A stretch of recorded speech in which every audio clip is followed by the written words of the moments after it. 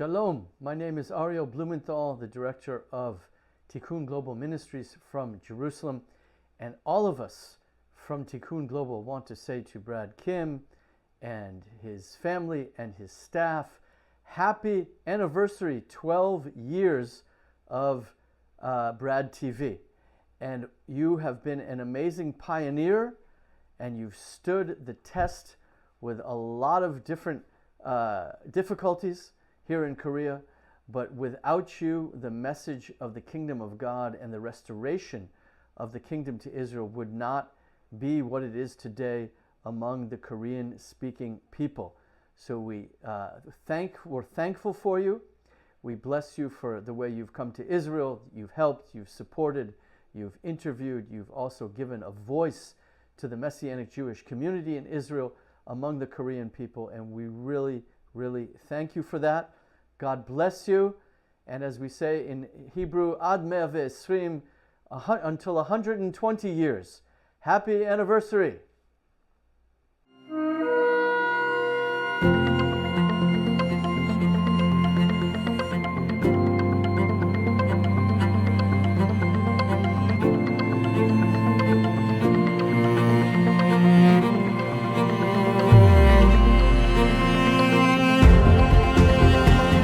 성경 속에서 나오는 그 말씀을 가지고 상상도 하고 하나님의 임재 속에 빠져서 그림 그리고 있어요.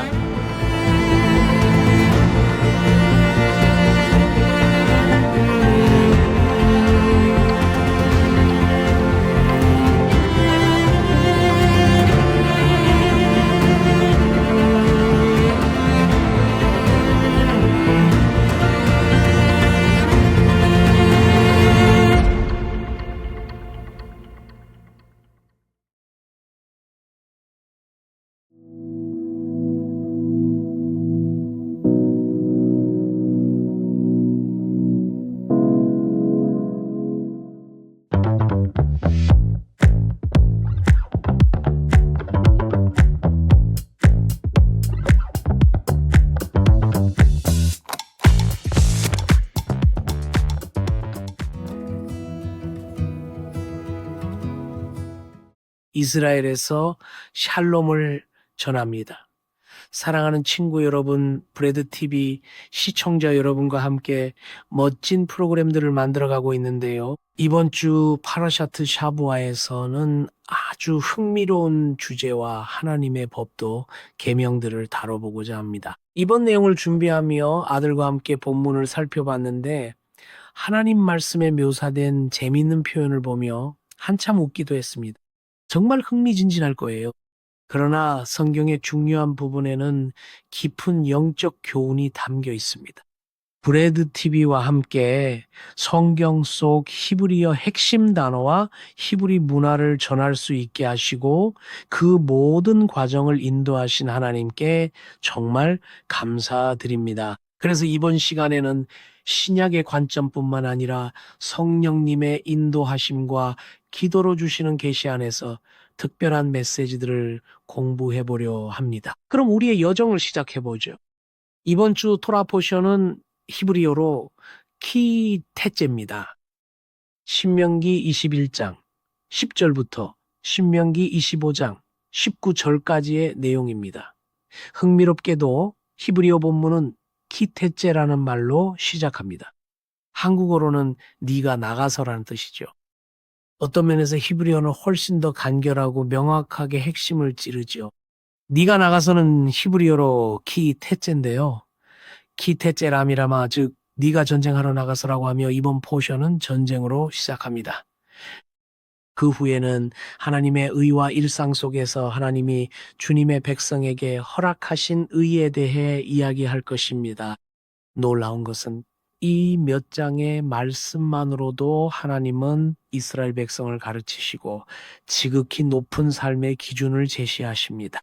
단지 삶의 기준에 그치지 않고 사회 안에서의 원리와 의로움에 대해서도 자세히 짚어주시죠.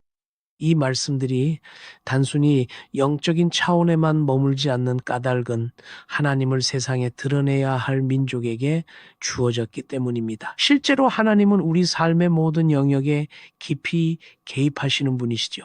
주님의 말씀은 성전에서 기도할 때나 죄 짓지 말라는 십계명에 갇히지 않습니다. 하나님은 하늘의 신성한 지혜를 이스라엘 백성과 나누시며 삶의 세세한 영역까지 말씀하고 계십니다.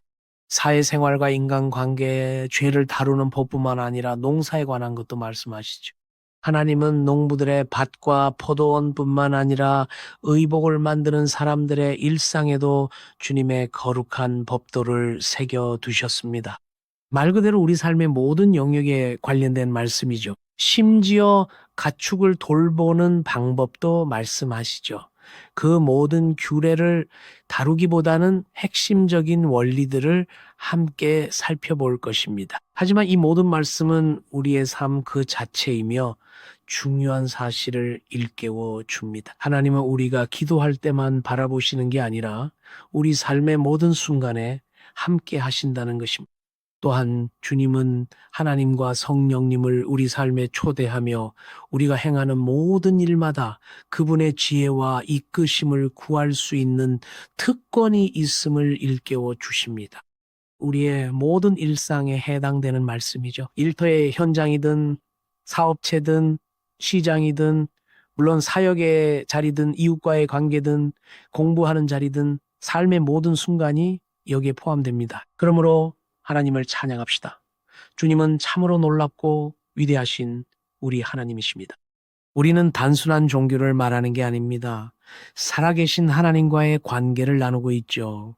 하나님은 우리가 주님을 닮아가고 모든 일에 복받길 원하십니다. 주님은 우리가 모든 일에서 성공하는 법을 가장 잘 아십니다. 그분 앞엔 숨겨진 게 없으니까요. 하나님이 컴퓨터 전문가는 아니시지만 제가 전문가라면 작업할 때 그분께 지혜를 구할 겁니다.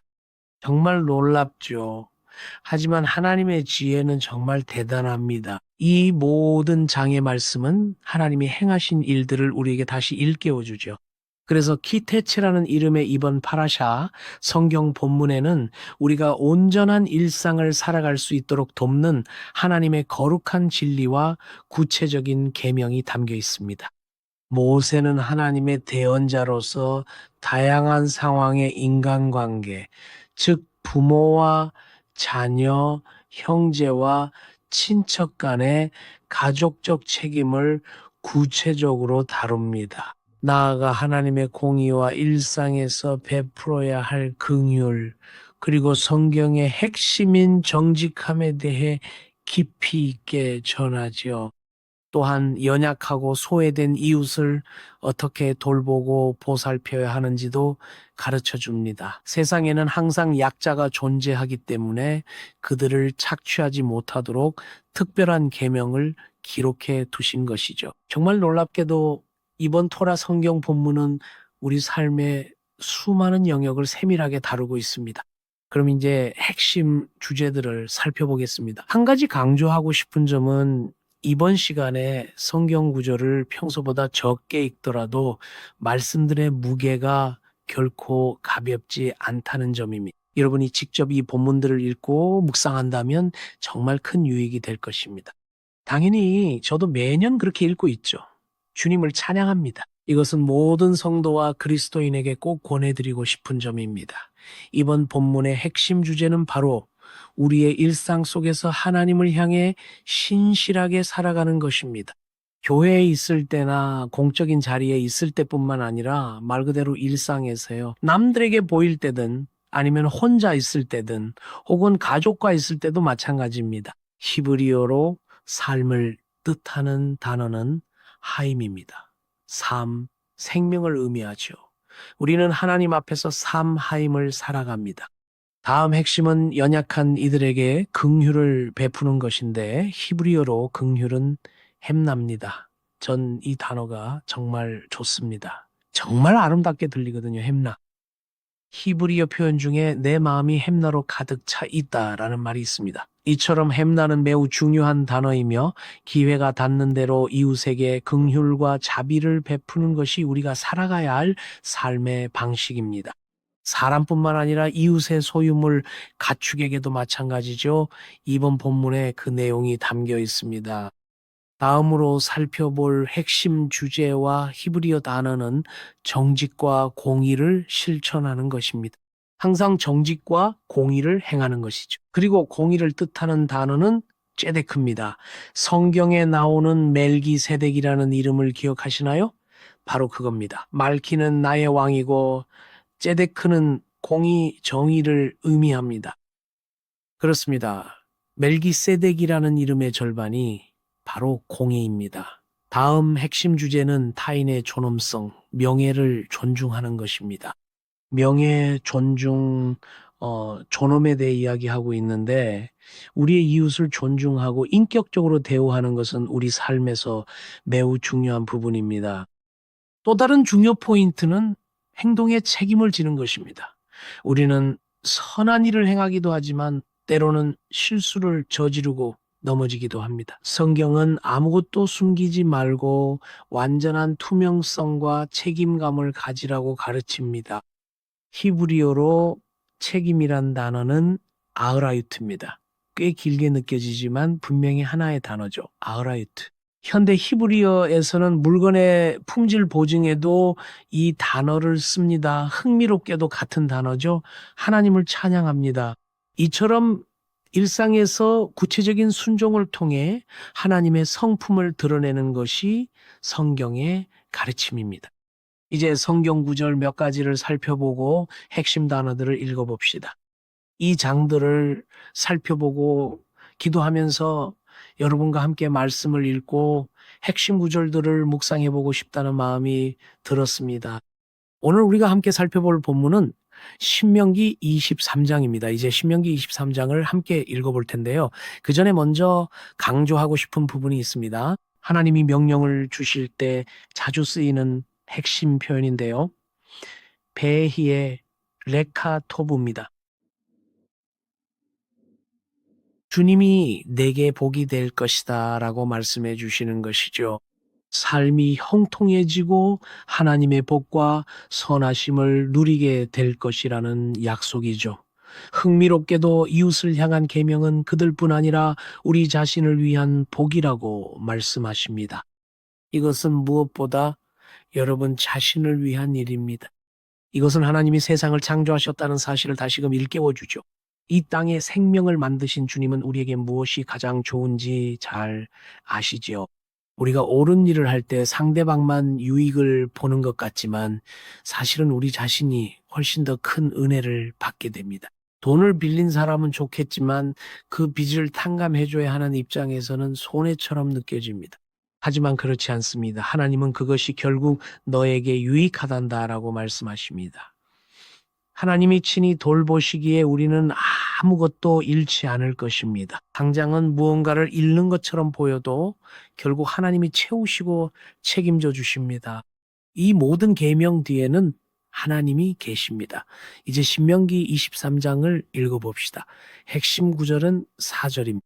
이 구절에서는 이스라엘의 원수들을 설명하는데요. 하나님은 원수들을 상기시키며 4절에서 말씀하시길 너희가 이집트에서 나올 때에 떡과 물로 너희를 길에서 영접하지 아니하였기 때문이라고 하십니다.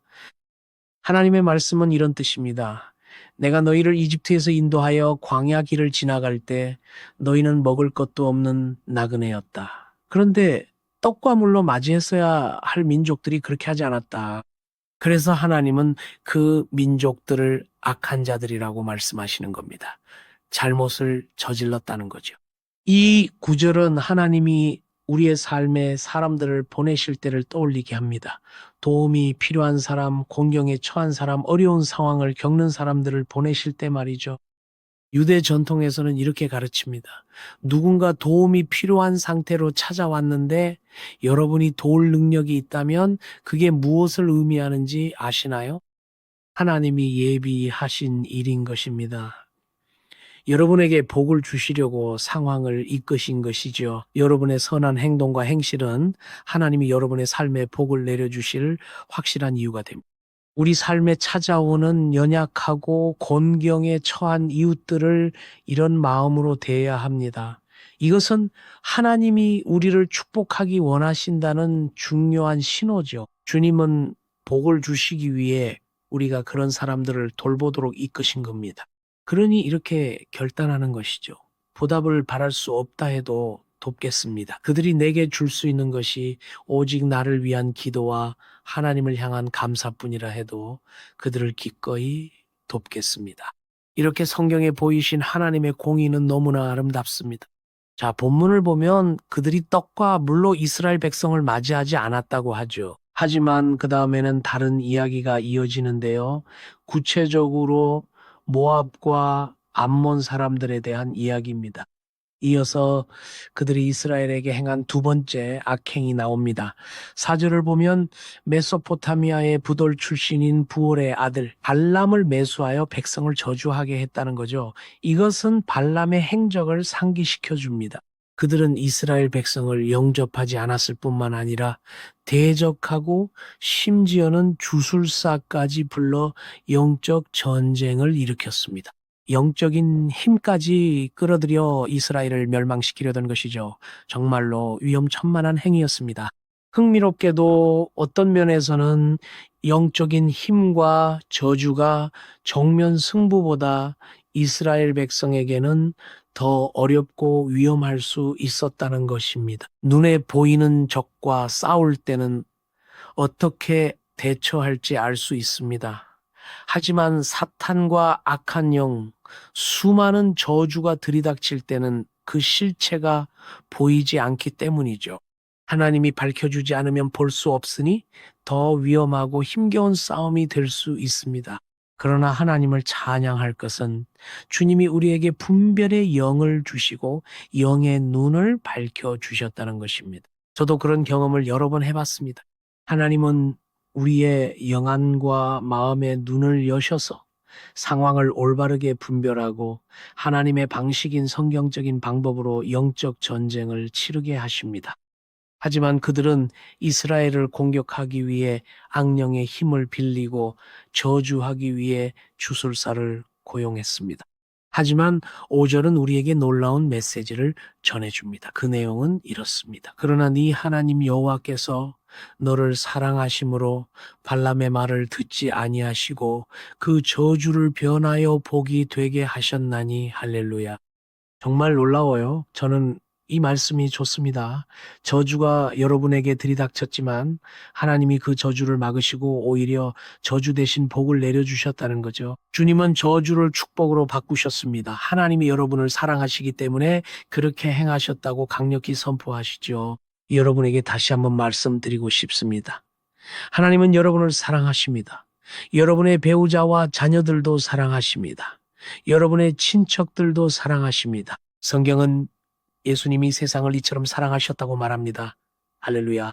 하나님은 우리를 보호하시고 우리를 위해 일하십니다. 우리 삶에 은총을 베풀어 주시고 우리가 축복받을 자격이 없을 때에도 그분은 계속해서 우리에게 복을 주십니다. 오직 하나님의 무조건적인 사랑 때문입니다. 할렐루야. 그분의 은혜 덕분에 주님은 지금도 우리에게 자비를 베푸십니다. 주님을 찬양합니다. 그렇습니다. 우리 모두는 자격이 없을 때도 주님의 복을 받았다는 걸 알고 있습니다. 그분이 바로 우리의 하나님이십니다. 하나님은 우리를 사랑하시기에 항상 복을 주시고 도우시며 우리를 보호하십니다. 하나님은 우리 삶 속에서 위대한 일들을 행하고 계십니다. 주님을 찬양합니다. 계속 같은 장에서 하나님의 의와 정의에 대한 말씀을 읽다 보면 21, 22, 23절에 이르게 되는데요. 정말 강력한 말씀 드립니다.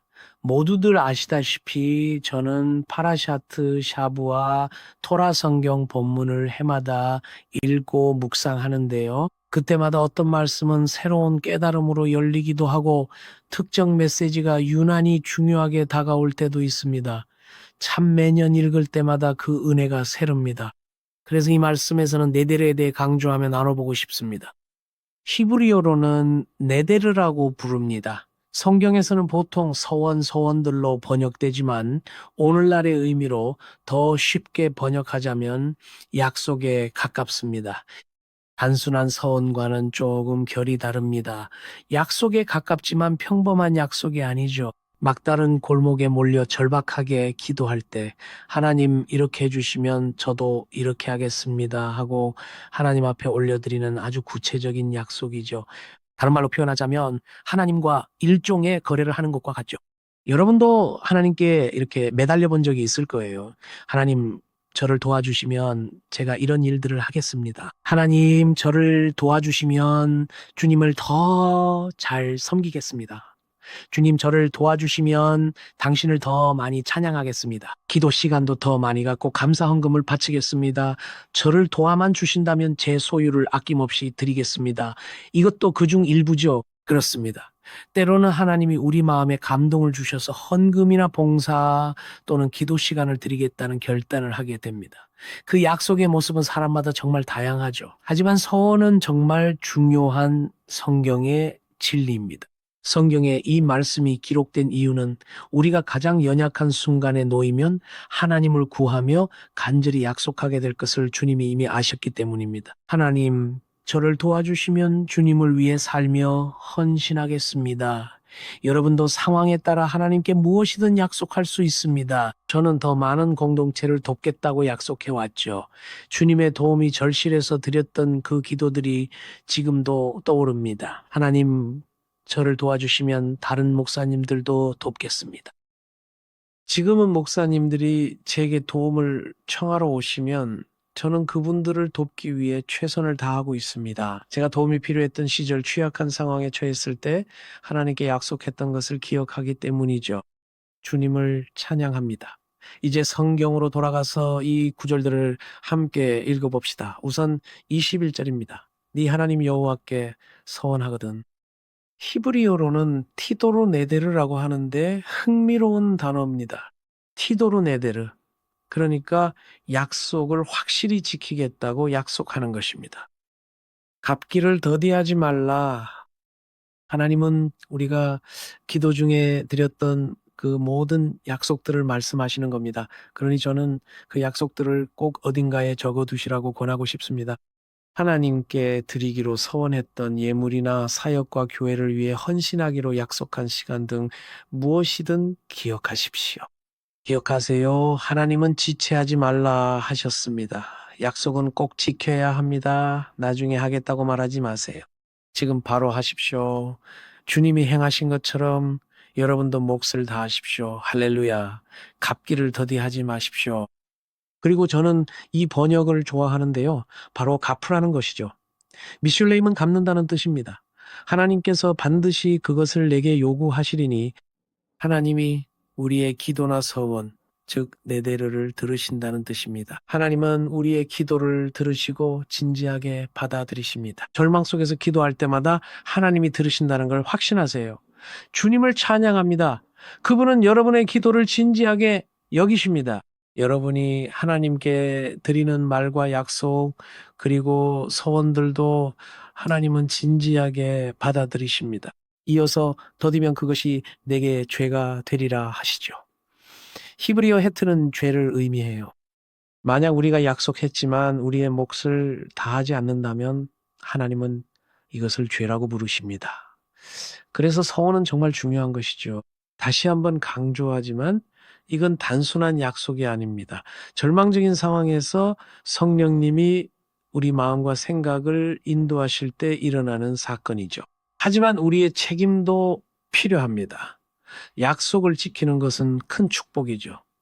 22절입니다. 네가 서원하지 않았으면 무죄하리라. 즉 네데르 서원을 하지 않았다면 죄가 없다는 것이죠. 이것은 히브리어로 레메즈, 중요한 힌트입니다. 하나님께 반드시 서원해야 할 필요는 없다는 걸 확실히 보여주죠. 무리해서 서원하지 않아도 괜찮습니다. 그러나 주님께 약속을 드렸다면 엄중하게 지키십시오.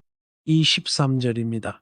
네 입으로 말한 것은 지키고 행할지니 곧 네가 스스로 자원하여 네 하나님 여호와께 서원하고 입으로 약속한 대로 행할지니라. 히브리어로는 니다바라고 합니다. 말뿐인 약속이 아니라 돈과 물질의 대가를 치르며 손해가 되더라도 기꺼이 값을 치르겠다는 구체적인 약속입니다. 할렐루야. 그게 답니다. 하나님은 말씀하십니다.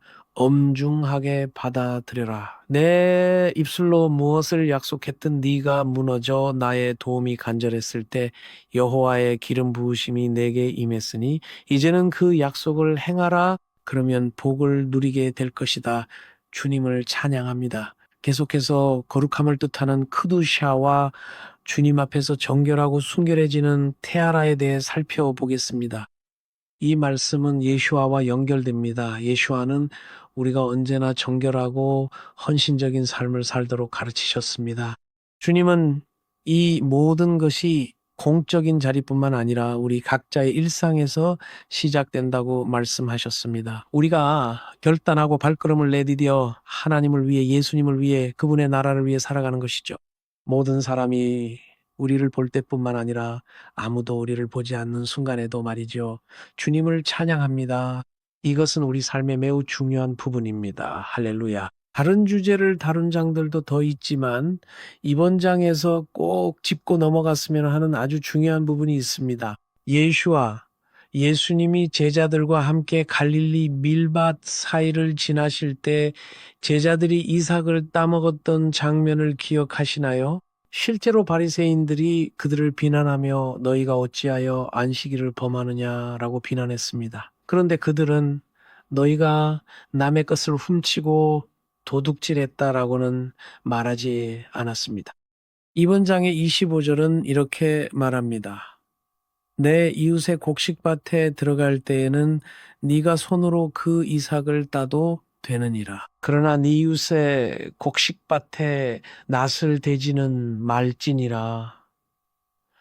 하나님은 나그네들 밀밭을 지나가다 배고프거나 목마른 사람들을 돌보시려던 것입니다. 주님은 이렇게 말씀하신 것이죠. 그래, 배가 고프다면 따먹어도 좋다. 하지만 네 소유로 챙겨가지는 말라. 그 밀밭은 다른 사람의 소유이기 때문입니다. 예수와의 제자들이 곡식을 따먹어도 절도죄로 비난받지 않은 건 토라의 말씀 때문이었습니다. 바리새인들이 지적한 안식일 논쟁은 다른 이야기죠. 그리고 24절인데요. 포도원에 대해서도 같은 원칙을 말합니다. 이웃의 포도원을 지나갈 때 포도를 먹을 수는 있지만 그릇에 담아 가져가지는 말라고 하셨죠.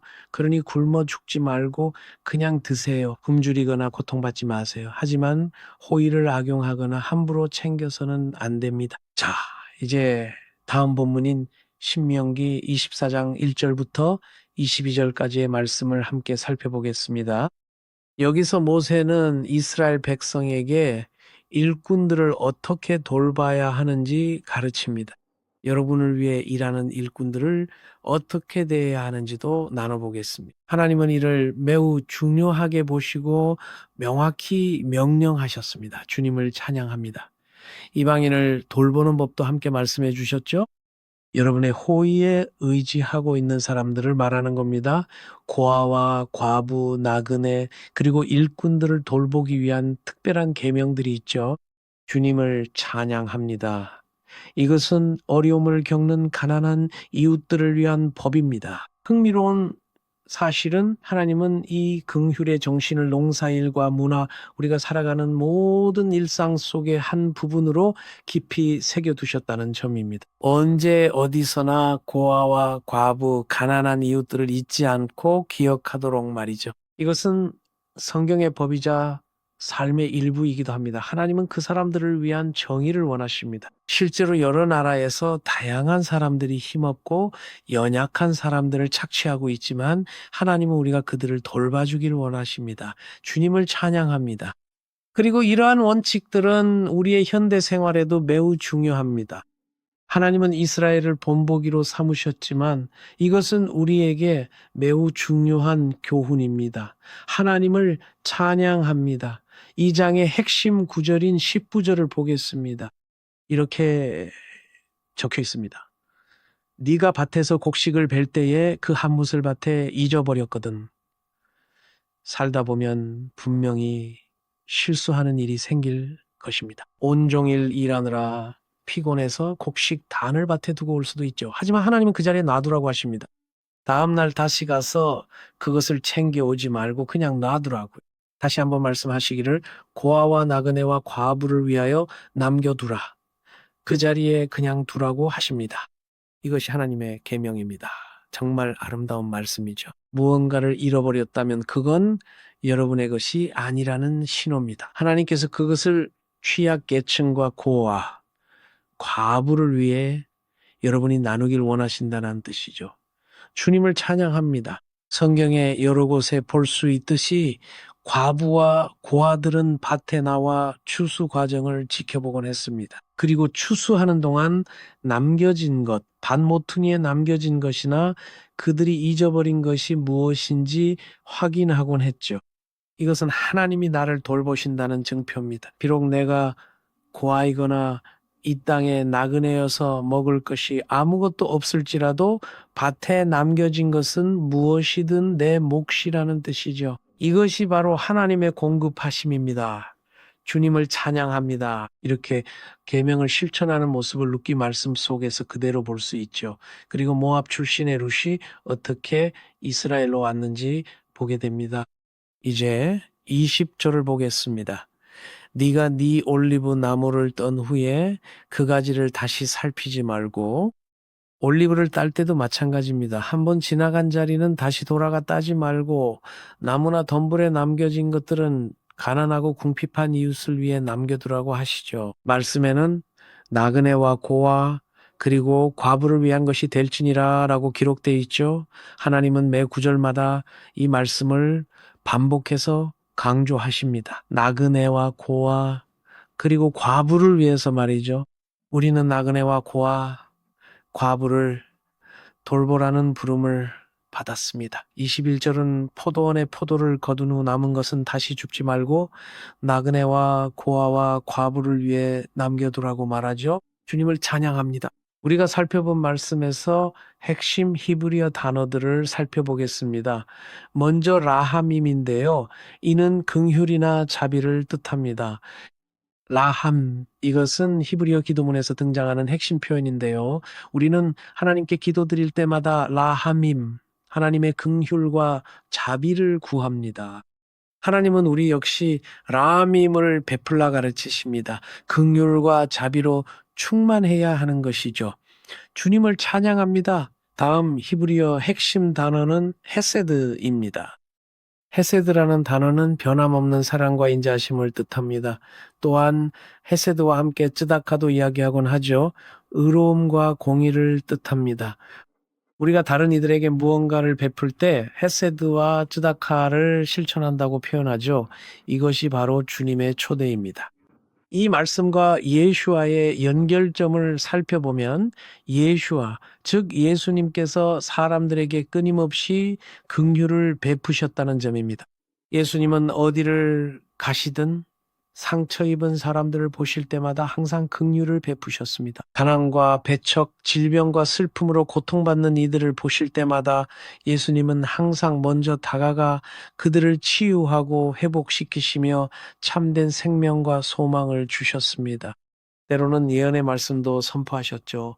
주님을 찬양합니다. 이것이 우리 주 예수와 예수님의 성품이며 토라와 성경의 모든 계명이 예수님의 삶을 통해 고스란히 드러나는 것을 보게 됩니다. 그리하여 우리의 삶에서도 예수님의 성품과 말씀의 열매를 보게 됩니다. 주님을 찬양합니다. 아멘. 이제 다음 부분으로 넘어가겠습니다.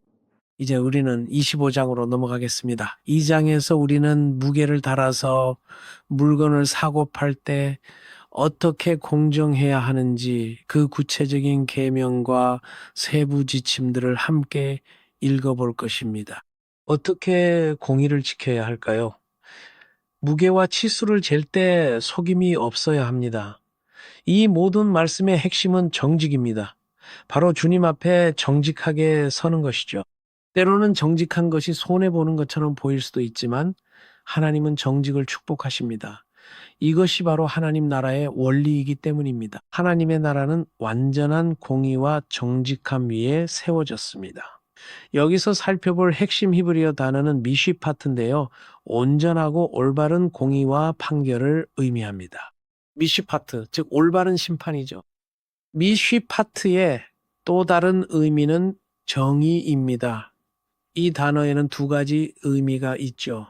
그리고 히브리 문화에서 아주 중요한 핵심 단어로 요쉐르 야샤르가 있습니다. 야샤르는 정직하고 올바르다는 뜻이지만 문자 그대로의 의미는 굽지 않고 곧다는 뜻입니다. 우리가 흔히 말하는 좌우로 치우치지 않고 곧게 행하는 것을 뜻하죠. 실제로 이 표현은 도량형의 측정에서 비롯되었습니다. 손에 저울을 쥐었을 때 그 무게와 수치는 한 치의 오차도 없이 곧아야 하죠. 이리저리 기울지 않고 정직하게 곧아야 합니다. 이처럼 하나님은 우리의 삶도 곧아야 한다고 말씀하십니다. 실제로 히브리 문화에서 저 사람은 야샤르하다는 말을 아주 많이 씁니다. 정직하고 흠 없이 바르며 한결같이 올곧은 사람을 가리키는 말이죠. 누가 봐도 불의와 타협하여 기울지 않고 정직하고 올곧게 행하는 사람이란 겁니다. 흥미롭게도 이 표현은 히브리 문화에서 자주 사용됩니다. 주님을 찬양합니다. 우리는 이 말씀 속에서 예슈아와의 연결점을 보게 됩니다. 주님은 다른 이들에게도 항상 진실하고 온전한 성품을 보여주셨습니다. 예슈아는 제자들에게 거룩한 삶의 기준을 보여주시고 제자들을 주님의 삶으로 초대하셨습니다. 사람들은 그분의 의로움과 공의, 고든 야샤르의 성품을 보았고 언제나 속임 없이 진리의 핵심을 곧게 찌르시는 모습을 보았습니다. 주님을 찬양합니다. 그리고 정직함과 긍휼 하나님의 은혜로 충만하셨죠. 주님을 찬양합니다. 신명기 25장 17절에서 19절 말씀의 결론 부분을 살펴볼 텐데요. 모세는 아말렉의 죄를 지적합니다. 그는 이스라엘 백성에게 올바른 삶의 기준을 계속 가르치면서도 다른 한편으로는 아말렉의 악행을 폭로합니다. 특히 아말렉이 누구를 표적 삼아 공격했는지 밝히고 있죠. 그들은 여성, 아동, 노약자, 환자만 표적으로 삼고 강한 자와는 싸우지 않았죠. 그들은 당당하게 이스라엘 군대와 맞서 싸우지 않고 대열의 맨 뒤로 파고들었습니다. 행렬에서 뒤처진 자들을 친 것입니다.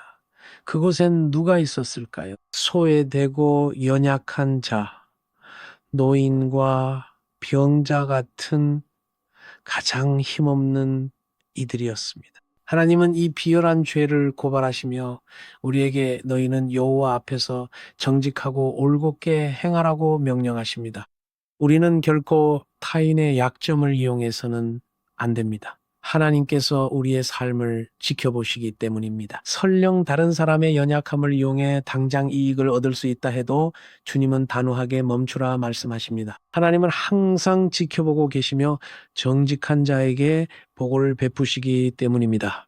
유혹에 타협하는 순간 우리 삶의 어둠의 통로가 열릴 것입니다. 하나님을 찬양합시다. 하나님은 이처럼 높은 수준의 거룩함을 요구하시지만 이 모든 계명은 결국 우리 자신의 참된 유익을 위한 것입니다. 주님이 이 법을 주신 이유는 여러분을 사랑하기 때문입니다. 하나님은 여러분이 악한 자들의 무리와 세상의 길, 마귀의 길이 아닌 하나님의 길로 나아가기를 원하십니다. 그러니 주님을 찬양합시다.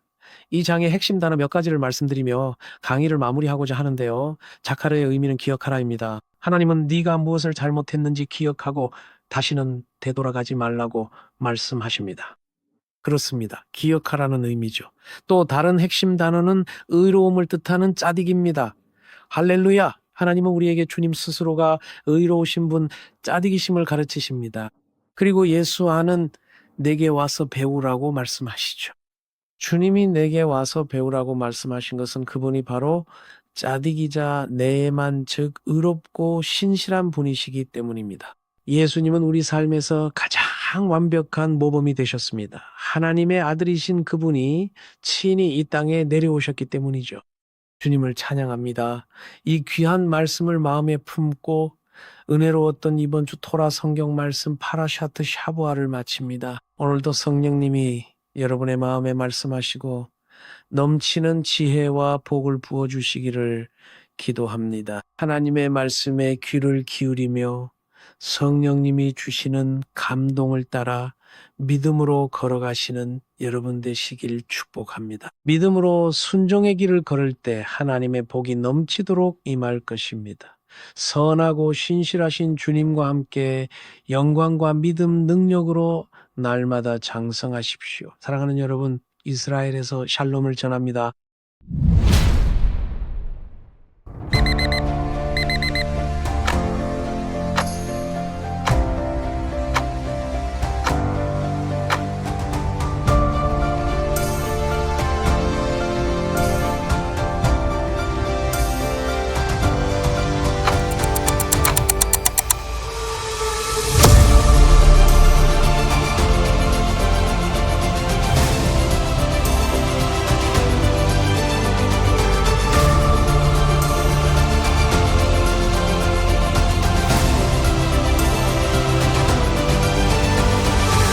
시간을 성화하기를 원하신다는 겁니다. 샤밧은 뭔가 하나님이 그걸 통해서 하시고자 하는 의도가 따로 있었다는 겁니다.